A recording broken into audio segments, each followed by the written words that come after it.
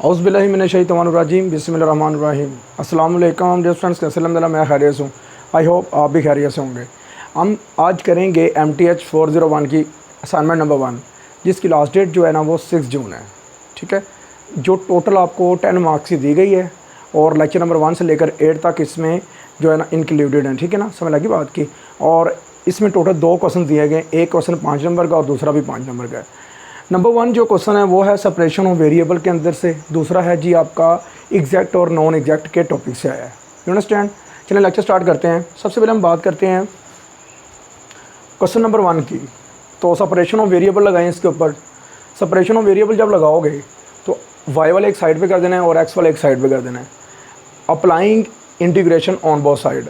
ठीक है, integration on both side apply कर देना है और 1 के ऊपर भी हम स्केयर कर सकते हैं। ठीक है, तो 1 के ऊपर स्केयर करोगे जब, तो एक बार प्लस एक बार माइनस करके आप लिख सकते हो। ओके, ठीक है। अब देखो करना क्या है, resolve by partial fraction. Partial fraction का यहाँ पे तकनीक फॉर्मूला यूज़ करना है। कैसे, देखो a ओवर पहली टर्म प्लस b ओवर दूसरी टर्म, पार्शियल जुज़वी तौर पे आपने फंक्शन को ब्रेक कर देना है। ठीक है, ब्रेक करने के बाद क्या करना है, आपने ये करना है कि y+1 को आपने 0 के इक्वल पुट कर देना है। आपके पास आंसर आएगा -1। क्या आंसर आएगा आपके पास? -1। फिर आप इसमें पुट करेंगे, मैं करके दिखाता हूँ आपको जी। अगर हम आगे बात करते हैं तो देखें ज़रा क्या करना है। y की यहाँ से वैल्यू क्या निकला है कि y = -1।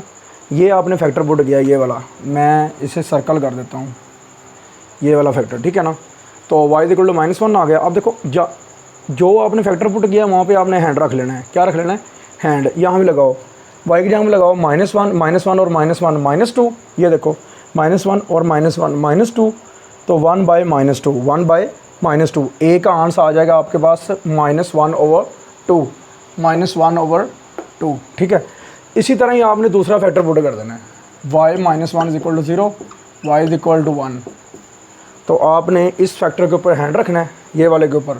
यहाँ पे लगाओ 1 + 1 2, 1/2।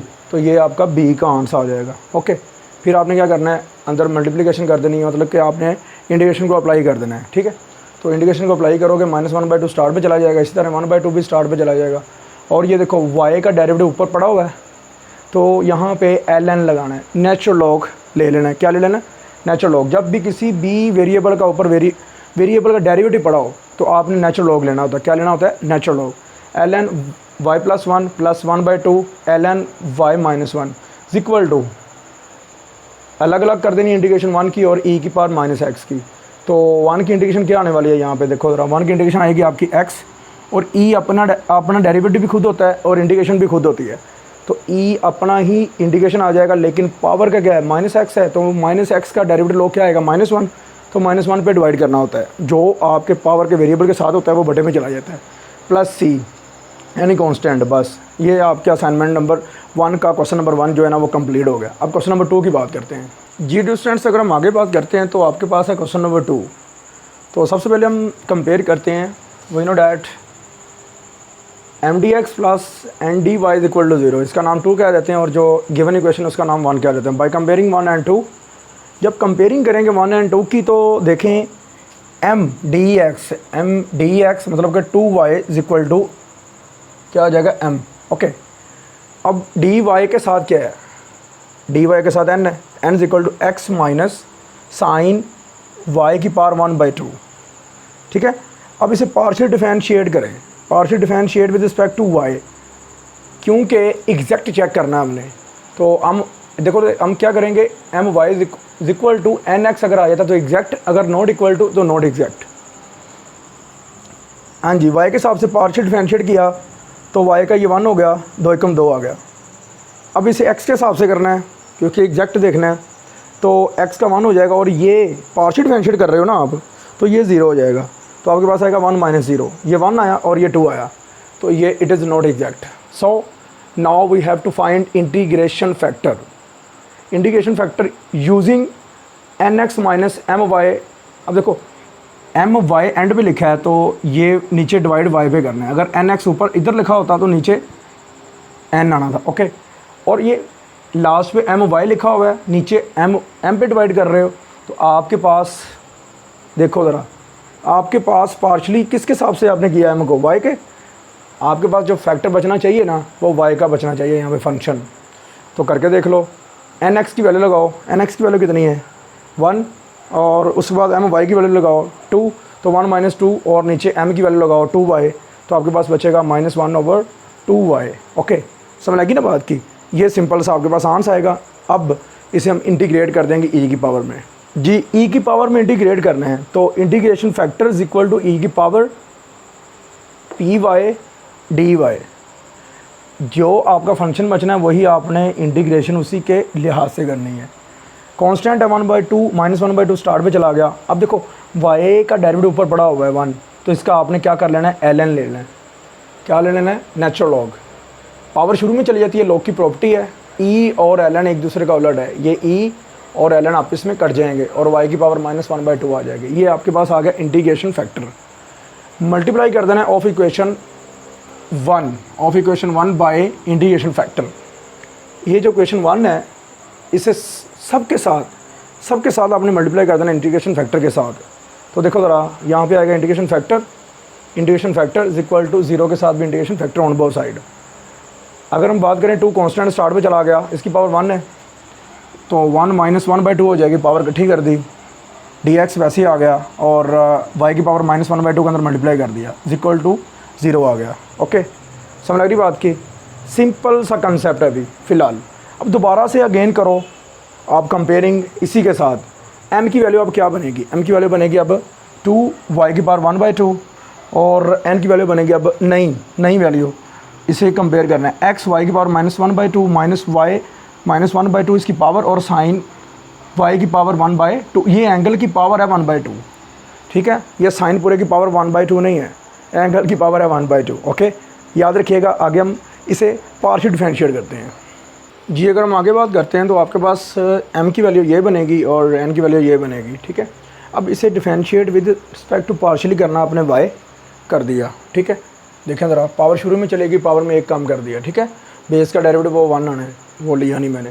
2 से 2 कट गया तो y की पावर आ गई -1/2। ओके, अब आगे यहाँ partial differentiate with respect to x करना आपने, तो x के हिसाब से करेंगे, ये 1 हो जाएगा और ये वैसे एज इट इज़ आ जाएगा। ये सारे y हैं तो ये 0 हो जाएगा, ठीक है। कांस्टेंट कंसीडर करना है ना, तो ये देखें एग्जैक्ट हो गया, देख लें एग्जैक्ट हो गई, ठीक है।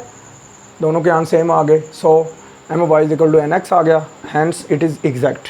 देन फार्मूला ये लगाना है, ये फार्मूला ज़रा ध्यान से रखिए, माइंड में रखिएगा, क्योंकि ये मैं SM यूसुफ साहब की बुक है BSc की, पंजाब यूनिवर्सिटी की, वहाँ से मैंने ये फॉलो किया है, ठीक है। तो विचुअल यूनिवर्सिटी के टीचर्स जो है ना वो सीधा बता देते होते हैं कि ऐसे ऐसे ये करना है, और मुश्किल मेथड होते हैं उनके, ठीक है ना, विचुअल यूनिवर्सिटी के। तो उसे ईजी बनाने के लिए हम आए हैं ठीक है ना। तो ज़रा देखिएगा, इंटीग्रेशन करनी है mdx plus term of n free from x dy is equal to k is any constant, यहाँ पे c भी हो सकता है, ठीक है। तो m की वैल्यू उधर से देख लो, 2y की पावर 1/2 आ जाएगी। Term of n free from x, ये x से फ्री नहीं है, ये x से फ्री है, माइनस भी साथ आएगा, ठीक है। तो ये x से फ्री यहाँ पे आ गया। ओके, समझ लगी बात की। और ये मैं उठा के ये प्लस माइनस कर दिया, और ये y उठा के ना y की पावर -1/2 में आगे ले गया, ठीक है। तो dy is equal to k वैसे ही आ गया, और बाकी ये 2 कांस्टेंट स्टार्ट पे निकाल दिया। ओके, सिंपल, क्लियर है, कोई मसला नहीं, होना भी नहीं चाहिए, ठीक है। तो आगे हम बात करते हैं, एंगल को चेक करते हैं कि एंगल का डेरिवेटिव क्या बनेगा यहाँ पे साइन के। जी, हम चेक करते हैं कि आया कि आपके पास एंगल का डेरिवेटिव क्या बनने वाला है।